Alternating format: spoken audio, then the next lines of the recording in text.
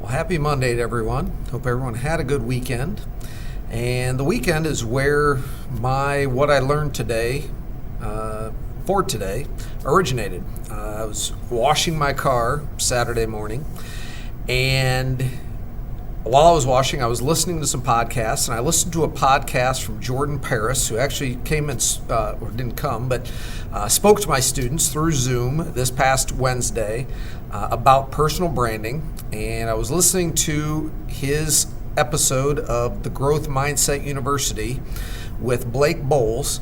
And one thing that Blake talked about, and he's a proponent of unschooling and not necessarily not recognizing the value of school, but just feeling like the current state of school doesn't best serve students. And there are times where I feel the same way. And so listening to that podcast, he was talking about encouraging students to be innovative, creative, etc. And he talked about how sometimes we just need to stop and recognize that everything around us at one point or another wasn't here. So, for example, I'm recording this on my little monitor top camera that has a camera inside of it. It has a microphone that picks up all of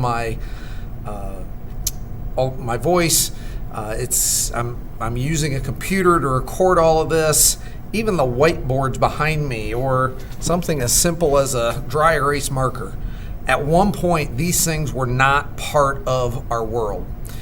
But yet, each and every day, people are creating and innovating and finding new solutions to problems, finding new products that will help solve problems and just make our lives easier in general, and just doing some really amazing things. And I think a lot of this just comes down to the need for students to try things, to experiment, and just really feel safe in doing that.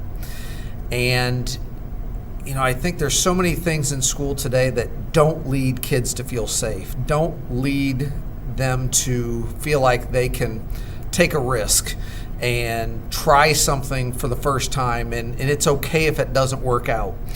And with the branding that I'm doing with students as they begin to think about how they can build their brands to prepare for life after high school, so that those who are hiring them someday, those who are accepting them to colleges, those who might be investing in their businesses, so that those people can see what my students can do, what they can create, what their skills are that they can bring to our world to help solve some of the problems. I hope that they will recognize that, hey, it's okay if you don't feel like you have an earth-shattering idea. I'm sure there are a lot of things in this world that didn't feel like earth-shattering ideas at the time, but yet they developed into them.